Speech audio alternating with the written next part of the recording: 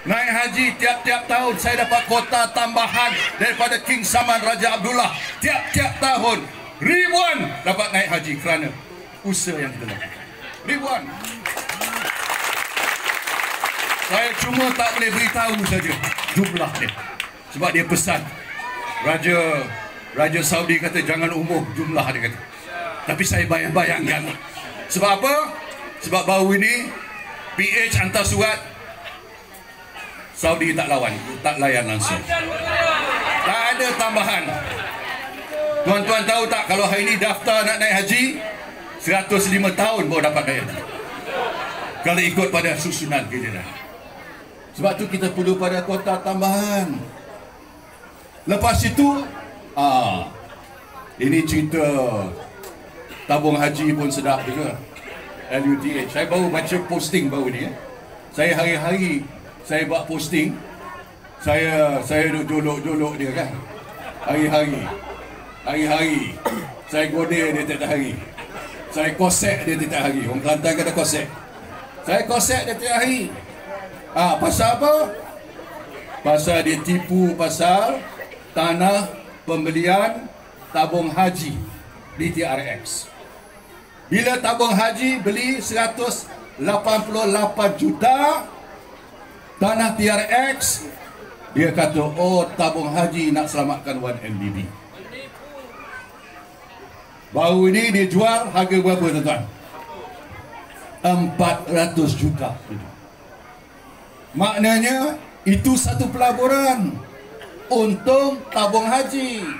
Tanah TRX dimajukan oleh 1MDB. Tapi asyik sebut hutang 1MDB, hutang 1MDB, seolah-olah hutang 1MDB itu satu beban yang dahsyat pada negara. Walhal aset 1MDB jauh lebih besar daripada hutang 1MDB. TRX itu boleh jual. Gross Development Value. Wan Eng kata tuan-tuan, bukan saya kata. Wan Eng kata, Menteri Kewayangan, bukan Menteri Kewangan, Menteri Kewayangan kata 40 bilion Gross Development Value TRX. Jadi pusat kewangan negara yang baru. Lepas itu Bandar Malaysia berapa? 140 bilion Gross Development Value. Tuan-tuan, saya dah rancang Bandar Malaysia itu jadi pusat terminus untuk high speed rail, kereta api laju.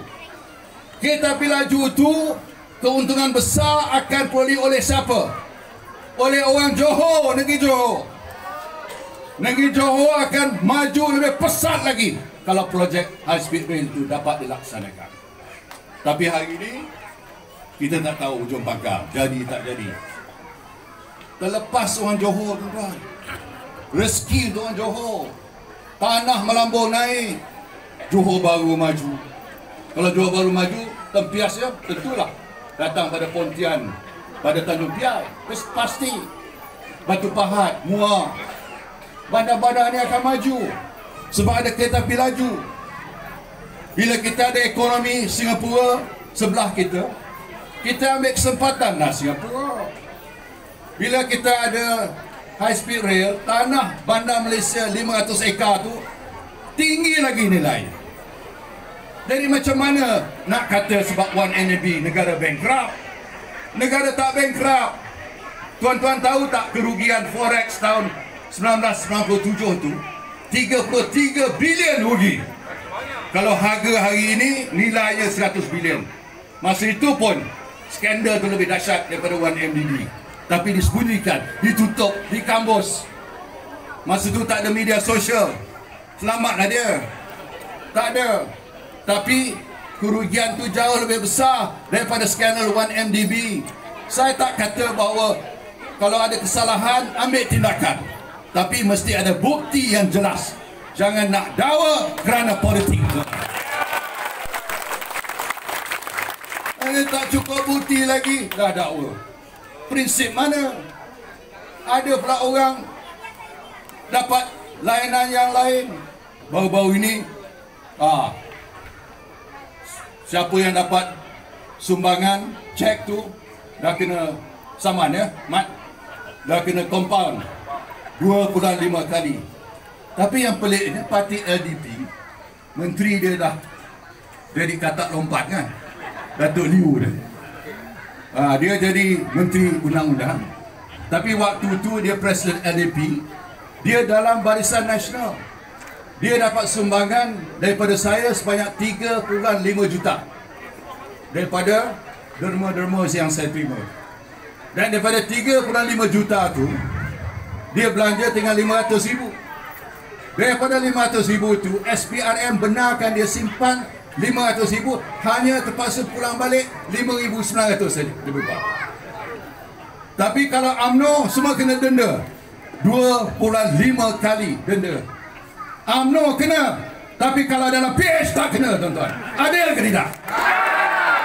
Terus saya kata, apa dia?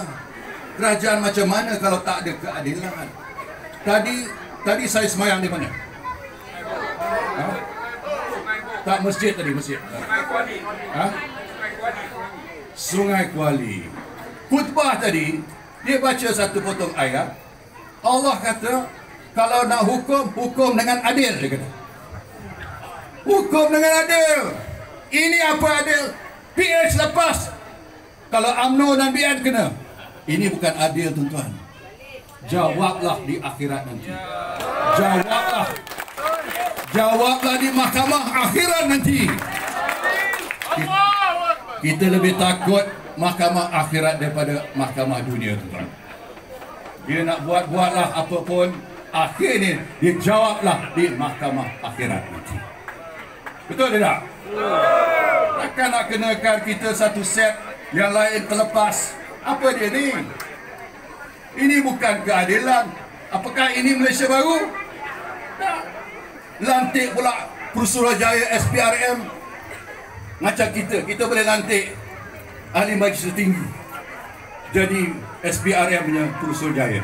Sebab Latif Akoya orang politik dia lantik. Walaupun dalam manifesto dia janji apa? Bawa pada select committee, lantik orang yang berkecuali, barulah ada credibility. Ini saya baru ni saya jumpa Lokman Adam. Saya kata baik kalau kita menang lantik you sebagai Pusuruhanjaya SPRM. Sebab dia ahli majlis tinggi. Lokman pun boleh, Adam pun boleh jadi Pusuruhanjaya SPRM kalau itu prinsipnya. Betul tidak?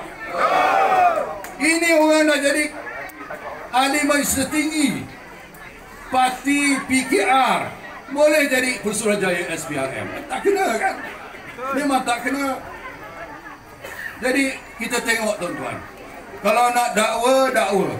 Senang saja dakwa. Tak cukup bukti, dakwa. Saya tahu. Saya tak boleh nak ulas sebab kes di mahkamah. Tapi saya tahu. Memang tak cukup bukti lagi, tapi dakwa. Kenapa? Kerana sebelum ni dia kata saya ni perompak, pencuri, penyangap.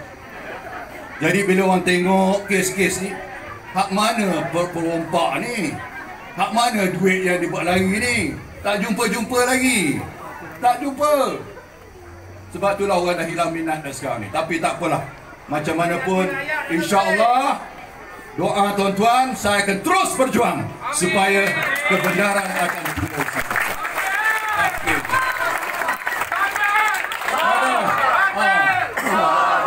Ni kawan saya daripada Pasir Putih, Sifsa Bahagian. Hari-hari di mahkamah. Hari-hari. Dia bagi sokongan moral. Dia pun tengah tak ada apa bukti pun. Dia hari-hari tengok bukti tak ada pun. Yang buktinya duit masuk, duit keluar. Bukan duit yang saya simpan. Ada harta bertimbun-timbun. Tak ada. Duit saya pulang balik. Dah disahkan 640 juta daripada Kementerian Kewangan daripada Arab Saudi, daripada putra daripada Arab Saudi itu bagi. Dah ada. Pegawai SPRM mengesahkan dan balance saya pulang balik itu pun disahkan. Masih nak dakwa lagi. Yang pelik, duit masuk berdakwa, duit pulang balik berdakwa. Tak masuk akal. Jadi kalau saya pencuri mana yang pulang balik duit, tuan-tuan? Tak ada dalam definisi pencuri. Kalau saya pencuri, saya bawa baliklah duit tu dalam cash, masuk dalam akaun, semua orang tahu, bank negara tahu, SPRM tahu. Saya tak sebodoh itu, kan? Kalau nak curi, curilah cara yang anda curi, nak elak. Tapi bukan ada niat curi, tuan-tuan. Bantu duit itu untuk kebajikan dan untuk politik. Itu dia tujuan sebenarnya. Baik, itu bab itu. Apa lagi nak tahu? Saya nak beritahu tuan-tuan ya. Saya nak beritahu tuan-tuan ya. Satu prinsip yang penting ya dalam politik ini ya. Kita mesti sokong apa juga keputusan yang dibuat oleh parti kita. Boleh tidak? Itu sebab saya puji Datuk Jeffrey Din. Dia terima dengan hati terbuka keputusan yang dibuat oleh tuan-tuan.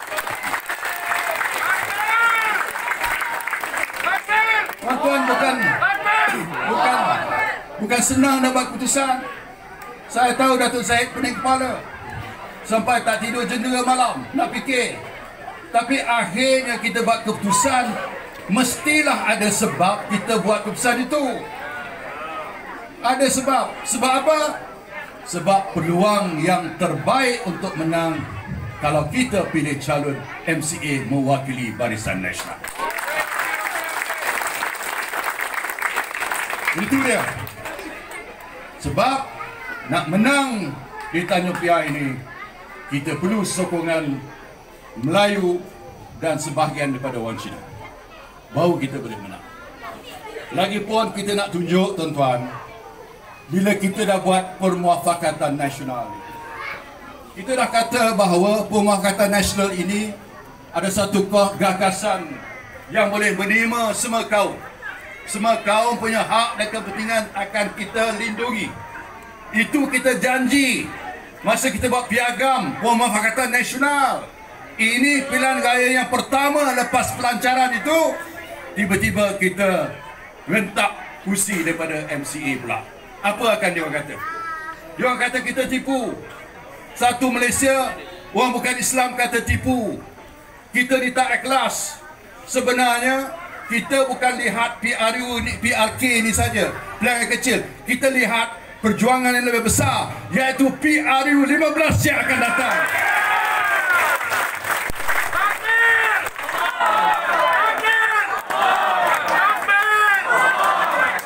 Orang putih kata, you can lose a battle but you must win the war. Kita kalah PRK, tapi insyaAllah tak kalah lah. And we want to win the war. And we'll win this battle and we'll win the war. Itu dia. Tapi jangan pula kita win the battle, we lose the war. Itu Pak Pandey punya cerita. Itu bongangnya orang. Kita nak supaya kita menang PRK, kita menang pilihan raya yang akan datang. Sebab kita dah serik jadi pembangkang. Letih jadi pembangkang ni. Letih. Letih. Orang Kelantan pun dah letih jadi pembangkang. Dia paling letih sekali. Tak menang-menang juga Kelantan. Kita mau baru 18 bulan dah letih. Yang saya untung saja, tak ada orang minta saya sign surat. Kalau tidak pagi-pagi berkerumun, dia sudah ada dah cegat di depan rumah saya, minta sign surat. Tapi sekarang ni tak ada. Sebab dia tahu saya tak boleh sign surat. Sign pun tak laku. Tapi untuk sementara tak apa. Saya nak tolong rakyat. Sebab dari segi kebajikan rakyat ni, tak ada parti yang lebih hebat, lebih baik dan lebih berkesan daripada Barisan Nasional.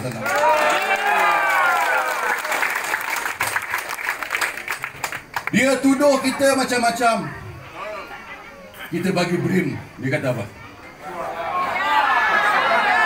Dedah.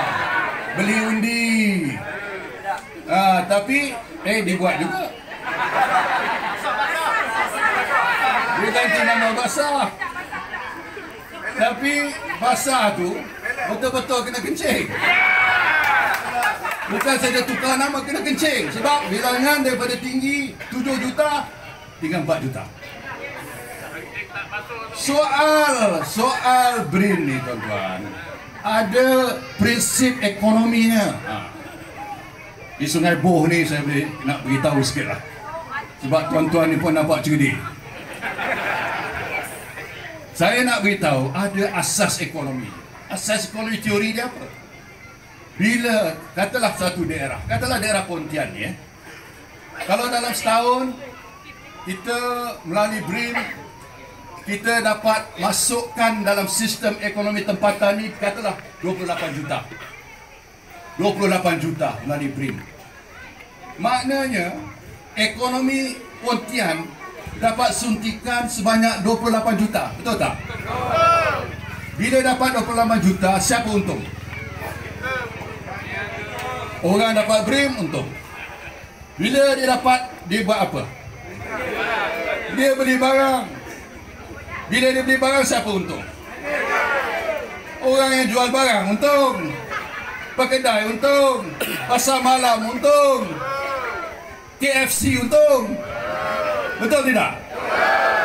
Jadi bila dia untung, ekonomi meningkat, dia bayar cukai lebih, kerajaan pun dapat hasil. Maknanya putaran ekonomi lebih rancak, ekonomi tempatan maju kerana apa? Kerana BRIM lah, suntikan BRIM. Ini bukan soal beli undi, sebab semua dapat BRIM. Tak kira ideologi, tak kira pendidikan politik, semua dapat BRIM. Kita tolong rakyat supaya ekonomi Malaysia lebih maju lagi. Terbukti bila kita kalah tahun 2017, sebelum kita kalah 2018, ekonomi kita berkembang 5.9%, tuan-tuan. Antara yang tertinggi di dunia. Antara yang tertinggi. Kita uruskan ekonomi yang baik baru ini, dia kata 4.7%. Tak ada siapa percaya pun. Bank Dunia pun tak percaya, IMF pun tak percaya. Semua kata, 4.3 saja. Maknanya, daripada hampir 6% dah jatuh kepada 4%. Lebih kurang 2%, tuan-tuan. Beza zaman BN dan zaman PH. Sebab itulah hari ini ekonomi kita ni malah murung. Saya pergi kedai-kedai di luar bandar, kedai makan, tokek kedai duduk lap meja je. Sebab tak ada pelanggan, lap meja, tak ada pelanggan kan. Itu dia. Rugi, tutup. Supermarket pun banyak tutup. Cold storage, apa lagi? Kata cold storage dah tutup. Giant pun dah tutup. 20 cawangan cold storage dan Giant dah tutup, tuan-tuan. 20. Zaman kita ekonomi berkembang, perniagaan pun meningkat.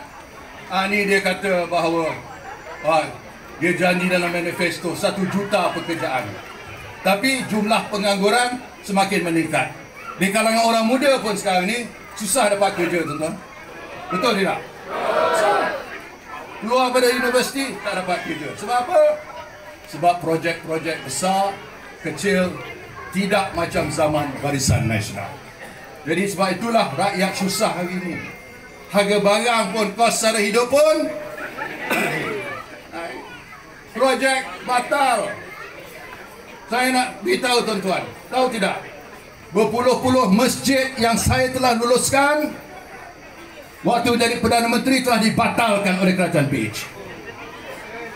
Berpuluh-puluh masjid. Apa ni Kongres Maruah Melayu? Kalau masjid pun dia tak boleh pertahankan, apa makna Kongres Maruah Melayu? Soalnya mana? Yang mujahid ke mana dia? Mujahid mana? Baru ni semalam pagi ni saya dengar khabar ada program dia buat di tempat dekat dengan tempat saya pergi tu. Tapi dia bawa bas orang luar masuk. Sebab tak ada orang tempatan nak datang. Takut. Tak ada macam Sungai Boh ni, semua orang tempatan. Ada orang luar kan? Semua orang Sungai Boh. Itu saya kata, ya. Melayu ni rupa orang Melayu, tapi bila hati tu, hati DAP, Amanah ni ada sokong, ada buat kenyataan nak halal DAP ke tidak? Datuk Ari beritahu saya dalam kereta, sepanjang kewujudan Amanah, tak pernah ada sepatah pun menentang DAP. Tak ada. Sebab apa?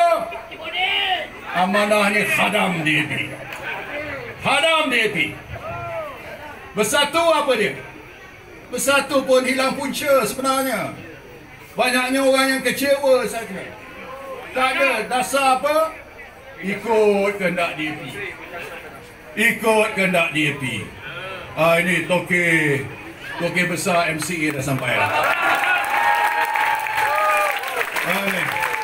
Datuk Seri Wee Ka Siong, dia pun hebat juga melawan di parlimen.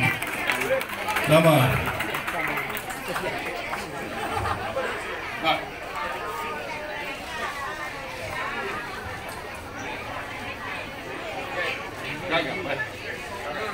Dah.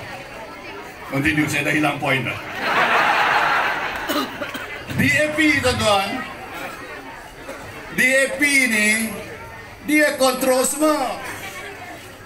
Saya nak beritahu ya, Bersatu pun, idea penubuhan Bersatu tu idea daripada Lim Kit Siang. Saya nak beritahu sebab apa? Sebab bekas Naib Presiden Bersatu Hamidah Osman ada di dalam mesyuarat. Dia saksi. Dia beritahu saya apa Kit Siang kata. Dia kata dalam bahasa Inggeris, dia kata, Tun, why don't you establish a new Malay party to just take away 10% of UMNO punya votes. Maknanya tujuannya kurangkan undi UMNO dan BN 10% saja. Sebab dia tahu masa tu orang Cina akan sokong DAP, dengan PKR dia boleh tubuh kerajaan. Maknanya apa? Maknanya Bersatu dah bersubahat untuk menjatuhkan kerajaan pimpinan orang Melayu dan rakan-rakannya. Betul? Jadi nak buat maruah, Kongres Maruah Melayu buat apa? Padahal dia yang bertanggungjawab menjatuhkan kerajaan kita, yang memperjuangkan untung nasib rakyat Malaysia. Saya dah geram tadi. Jadi kita tak payah pakai lah orang macam ini. Kalau dah tak ada prinsip, muka Melayu, tak ada prinsip Melayu, tak ada hati Melayu, tak ada roh Melayu, lebih baik kita ambil Wee Ka Siong, Wee Jack Seng, Wee Ka Siong. Sesasul Wee Jack Seng. Sebab Wee Jack Seng orang Cina yang baik. Ini dia. Wah, dia tahu masuk timing ni cantik. Wee Jack Seng orang Cina yang baik. Daripada orang Melayu yang hati tak betul. Ada macam-macam ramai orang Melayu, pemimpin Melayu yang hati tak betul. Baik orang Cina yang hati dia betul. Orang Cina yang tolong orang Melayu. Selama dia jadi ahli parlimen, dia tolong tidak tuan-tuan? Tolong tolong nelayan, bagi bot nelayan, repair rumah nelayan, betul tak? Jadi dia ada budi. Dia akan teruskan dasar ini untuk tolong orang Melayu dan orang Cina di kawasan ini. Yang betul. Aku ada okey lah. Kalau tak betul saya ngadu pada Presiden MC. Itu jadi tuan-tuan, tak payahlah. Ya. Kita pilih orang hati itu betul. Kita tak pilih orang pada rupa. Kita tak pilih orang pada warna kulit.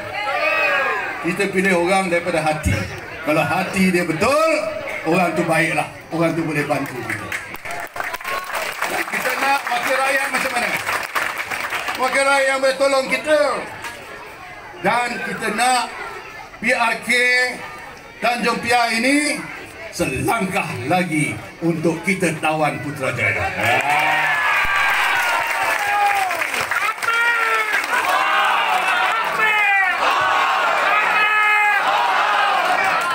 The road to Putrajaya dah mula di Cameron Highland. Sekarang ini dalam perjalanannya singgah di Tanjung Piai. Lepas ini ada lagi. Ada lagi. Banyak orang wakil rakyat tak sihat. Ada lagi. Tapi bila kita menang 4-0 nanti, barulah dia gabra, tuan-tuan. Barulah dia tahu tinggi rendah langit. Barulah tahu bumi mana yang dipijak. Sebab apa? Kita bagi syarat rakyat menolak kerajaan PH. Rakyat sudah sering kena tipu. Rakyat tidak mau kena bohong. Rakyat tolak kerajaan Salim. Kerajaan nak apa? Kerajaan nak kerajaan BN. Jauh lebih baik. Saya kata kita bukan tak ada kesilapan. Kita ni bukan malaikat. Kita ada kesilapan. Tapi kalau kita ukur dari segi bantuan rakyat, pengurusan ekonomi negara, dasar-dasar, kita jauh lebih baik daripada kerajaan PH ini. Jadi tak payahlah, ya. Macam Datuk Jeffrey Din sebut tadi, tak payahlah kita bangkit-bangkit lagi. Kita dapat keputusan dah cantik, dah molek. 16 bulan ya, kepala kita satu saja ya. Kepala kita, kita mesti jamin kemenangan yang besar untuk calon Barisan Nasional kita. Calon kita Wee Seng ini mewakili kita semua, mewakili UMNO, mewakili MCA, mewakili MIC, semua pihak. PAS pun dapat kenyataan dan sokong ya. Ada wakil PAS ini. Haji Hadi dah buat, dia kata sokong MCA. Cepat-cepat dia buat statement. Cantiklah. Pemufakatan Nasional dah tunjuk kita ni, kita kotakan apa kita kata ya. Orang bukan Islam boleh dapat perlindungan daripada kita. Ini, and we're not racist.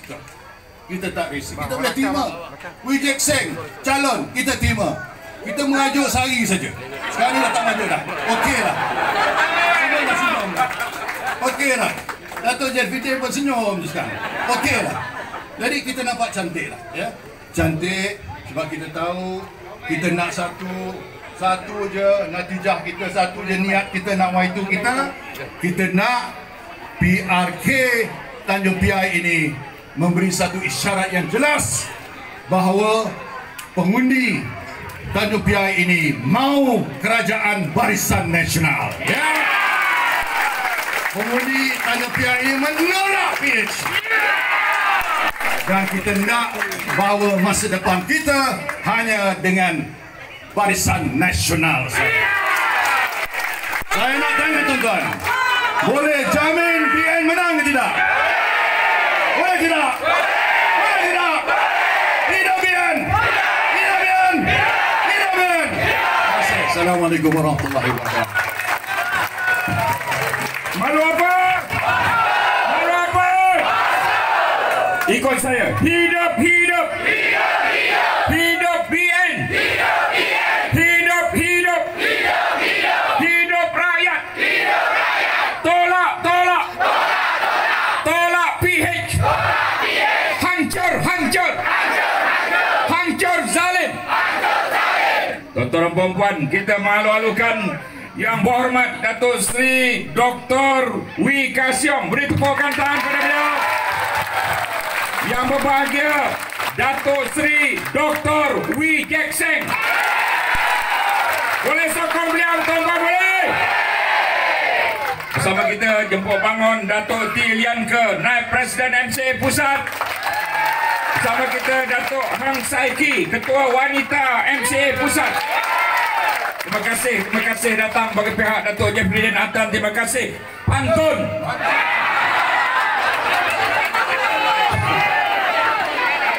Kawan tetap kawan waktu susah dan senang. Lawan tetap lawan, lawan sampai menang. Lawan tetap, lawan sampai. Terima kasih semua. Saya mohon maaf pada salah silap. Mudah-mudahan kita akan diberikan kemenangan oleh Allah SWT. Takbir. Boleh sokong BN, boleh? Assalamualaikum warahmatullahi wabarakatuh. Tuan-puan boleh ambil gambar dengan Datuk Najib dan Datuk Wee Ka Siong dan calon kita. Silakan, boleh.